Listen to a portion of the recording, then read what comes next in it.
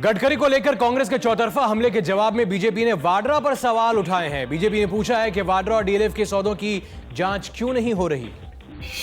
हम पूछेंगे रॉबर्ट वाड्रा और डीएलएफ ग्रुप ऑफ कंपनीज को जो इतनी बड़ी जमीन दी गई, जिसमें नियमों की अवहेलना की गई, उस पर कोई ईमानदार जांच क्यों नहीं होती।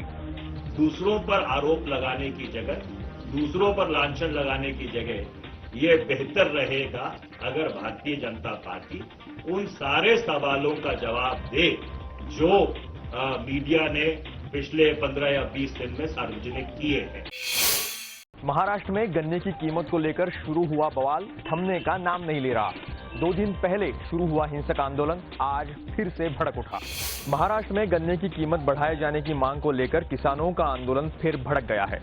आज कोल्हापुर में किसानों ने पुलिस की एक वैन जला दी है, जिसके बाद हिंसा पर उतारू किसान आंदोलनकारियों पर पुलिस ने लाठीचार्ज किया है। ताजा हिंसा के बाद एक बार फिर हालात तनावपूर्ण हो गए हैं। 2 दिन पहले हुए आंदोलन के दौरान पुलिस फायरिंग में 2 किसानों की मौत हो गई थी। दरअसल किसान गन्ने की खरीद मूल्य बढ़ाने की मांग कर रहे हैं और इसके लिए उन्होंने आंदोलन छेड़ रखा है। सांगली, सातारा और कोल्हापुर की शुगर फैक्ट्रियों ने गन्ने के लिए 2300 रुपए प्रति टन की कीमत देने की तैयारी की है, लेकिन किसान 3000 रुपए की मांग कर रहे हैं।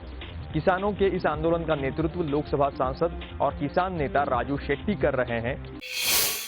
महाराष्ट्र के गन्ना किसानों के आंदोलन में आईएसी नेता अरविंद केजरीवाल खुलकर कूद पड़े हैं। अरविंद केजरीवाल ने आरोप लगाया है कि किसानों को सही कीमत इसलिए नहीं मिल पा रही क्योंकि चीनी मिलें नेताओं की हैं। महाराष्ट्र के अंदर जो शुगर मिले हैं वो किसकी हैं? ये जरा सा सरकार डेटा दे।